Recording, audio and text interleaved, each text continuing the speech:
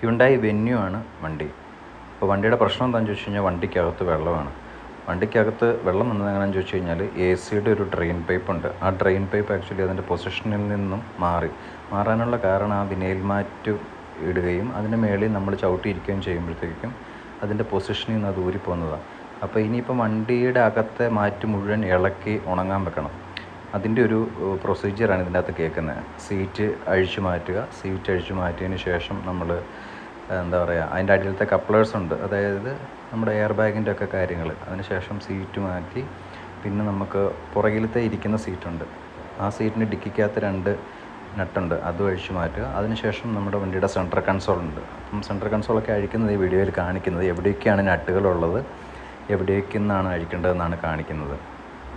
ഇത്രയും അഴിച്ചു കഴിഞ്ഞാൽ അപ്പം നമുക്ക് ചില കാര്യങ്ങളൊക്കെ നമുക്ക് ശ്രദ്ധിക്കാനുണ്ട്. ഉദാഹരണത്തിന് ഈ സെൻട്രൽ കൺസോൾ അഴിക്കുമ്പോഴത്തേക്കും നമ്മുടെ ഈ ക്ലിപ്സ് ഉണ്ട്, ആ ക്ലിപ്സ് കറക്റ്റായിട്ട് ഊരിയില്ലെന്നുണ്ടെന്നുണ്ടെങ്കിൽ മൊത്തത്തിൽ പറഞ്ഞു പോരും. അപ്പം അത് കറക്റ്റായിട്ട് തന്നെ എപ്പോഴും ഊരുക.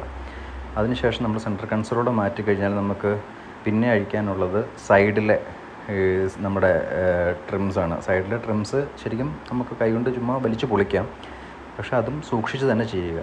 പിന്നെ നമുക്ക് സീറ്റ് ബെൽറ്റ് അഴിച്ചു മാറ്റി B-പില്ലറിൻ്റെ ലോവർ കവറും കൂടി അഴിച്ചു മാറ്റി കഴിഞ്ഞാൽ ഏകദേശം ഓക്കെ ആയി. പിന്നെ ഉള്ളത് വയറിങ് ക്ലിപ്പ് ചെയ്ത് വെച്ചിട്ടുണ്ട് കുറച്ച് ഭാഗങ്ങൾ. അപ്പോൾ അത് മാറ്റി ഏത് ഭാഗത്താണ് കയറി കിടക്കുന്നത് ആ പോർഷനിൽ മാത്രം അഴിച്ചാൽ മതി. അതിനുശേഷം ആദ്യം നമ്മുടെ മാറ്റുക, വിനൈൽ മാറ്റ്. അപ്പോൾ നമുക്ക് വെള്ളമൊക്കെ ഇങ്ങനെ കാണാം.